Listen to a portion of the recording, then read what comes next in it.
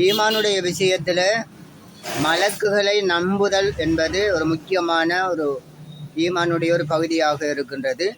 கண்ணியமானவர்களே, ராஜ்யத படைப்புகள் அல்லாஹு தாலாவுடைய ராஜ்யத படைப்புகளாக மலக்குகளை அல்லாஹு தாலா படைத்திருக்கின்றார்.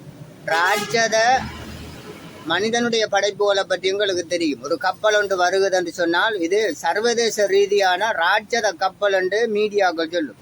ஒரு விமானம் கண்டுபிடிக்கப்படுகிறது என்று சொன்னால் ராட்சத விமானம் என்று சொல்லி ஊடகங்கள் சொல்லும். உண்மை இதெல்லாம் பூமியிலே காணக்கூடிய ராட்சத மனிதனால் உண்டாக்கப்பட்டிருக்கின்ற படைப்புகள். அதே நேரத்தில் இந்த பிரபஞ்சத்திலே அல்லாஹ் தஆலா முழு பிரபஞ்சத்திலே 200 கோடி கிளக்சிகள் இருக்கின்ற இந்த பிரபஞ்சத்திலே, அதாவது முதல் வானத்திலே அல்லாஹ் தஆலா மலக்குகள் என்ற படைப்பை உண்டாக்கி வச்சிருக்கின்றான்.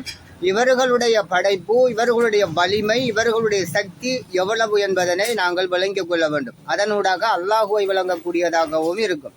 ரசூல் ஸல்லல்லாஹு அலைஹி வஸல்லம் ஒருக்கா சொல்லுகின்றார்கள், நான் எவ்வாறு நிம்மதியாக இருப்பது, எவ்வாறு நான் சந்தோஷமாக இருப்பது. இஸ்ராபீல் அலைஹிஸ்ஸலாம் சூரனும் ஊதுகுழலை வாயிலை வைத்து கொண்டு காத்து கொண்டிருக்கின்றார்கள். இந்த நிலைமையிலே நான் எவ்வாறு நிம்மதியாக இருப்பது என்று நபி ஸல்லல்லாஹு அலைஹி வஸல்லம் அவர்கள் சொன்னார்கள்.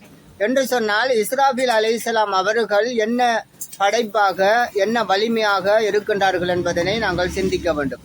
2 சூர் ஊதுகின்ற சந்தர்ப்பத்தினை அல்லாஹு தஆலா இஸ்ராபீல் அலைஹிஸ்ஸலாம் அவர்களை படைத்து அந்த சூரனும் ஊதுகுழலை அவர்களுக்கு கொடுத்திருக்கின்றார். அவர்கள் முதலாவது சூரை ஊதுகின்ற பொழுது, இஸ்ராபீல் அலைஹிஸ்ஸலாம் அவர்களுடைய ஆற்றலை சொல்வதற்காகவே இந்த விடயத்தை குறிப்பிடுகின்றேன். முதலாவது சூர் ஊதுகின்ற பொழுது மலைகள் தூள் தூளாக மாறும் என்ற கருத்தை அல்லாஹு தஆலா குர்ஆனிலே சொல்லுகின்றார். இந்த மலைகள், பூமியில காணப்படக்கூடிய இந்த மலைகள் பஞ்சு பஞ்சாக மாறும் என்று அல்லாஹு தஆலா குறிப்பிடுகின்றார். எனவே கண்ணியமானவர்களே, முஸ்லிம்களாக, மோமின்களாக, தொழுகையாளிகளாக இருக்கின்ற நாங்கள் பள்ளியிலே இருக்கின்ற பொழுது, இதைத்தான் முக்கியமாக குறிப்பிடுவதற்கு இந்த முதாக்கராவை உங்களுடன் பகிர்ந்து கொள்ளுகின்றேன். பள்ளியிலே நாங்கள் இருக்கின்ற பொழுது இந்த மலக்குகள் எங்களுக்காக துஆ செய்கின்றார்கள். இவ்வாறு பெரும்படைப்பாக, அல்லாஹ்வுடைய பெரும்படைப்பாக இருக்கின்றார்கள். அதே நேரத்தில் பரிசுத்தமானவர்கள், அவர்கள் மிக பரிசுத்தமானவர்கள், பாவமே செய்யாத படைப்புகள் தான் அவர்கள். நாங்கள் தொழுகைக்காக பள்ளிக்கு செல்கின்றோம், தொழுகைக்காக காத்திருக்கின்றோம், அல்லது தொழுது விட்டு அந்த பள்ளியில இருக்கின்றோம் என்று சொன்னால் அந்த மலக்குகள் எங்களுக்காக துஆ செய்கின்றார்கள் என்ற கருத்தை, ஹதீஸுடைய கருத்தை பார்க்கின்றோம். அதாவது இந்த அடியானுக்கு யா அல்லாஹ் நீ பாவங்களை மன்னிப்பாயாக, அவருடைய அந்தஸ்துக்களை உயர்த்துவாயாக என்று அந்த மலக்குகள் துஆ செய்கின்றார்கள். இந்த விடயங்களை எத்தனை பேர் நாங்கள் விளங்கி இருக்கின்றோம்?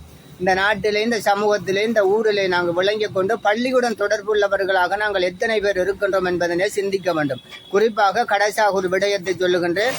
எந்த ஊரிலே, எந்த சமூகத்திலே, எந்த இடத்திலே ஃபஜ்ர் தொழுகைக்கு மக்கள் குறைவாக இருக்கின்றார்களோ அந்த இடத்திலே அல்லாஹ்வுடைய அதாபு, அல்லாஹ்வுடைய சோதனை இறங்கும் என்ற விடயத்தினையும் மனதிலே நிறுத்தி கொண்டு இஸ்லாத்தை பின்பற்றுவதற்கு, தொழுகையை பேணுவதற்கு நாங்கள் முயற்சி செய்ய வேண்டும் என கேட்டுக்கொள்கின்றேன். அல்லாஹு தஆலா நம்ம அனைவருக்கும் அல்லாஹு தஆலா அவனுடைய அருளை, கருவையை, பாக்கியத்தை, ஜன்னத்துல் ஃபிர்தௌஸை தருவானாக. அஸ்ஸலாமு அலைக்கும் வரஹ்மத்துல்லாஹி வபரகாத்துஹு.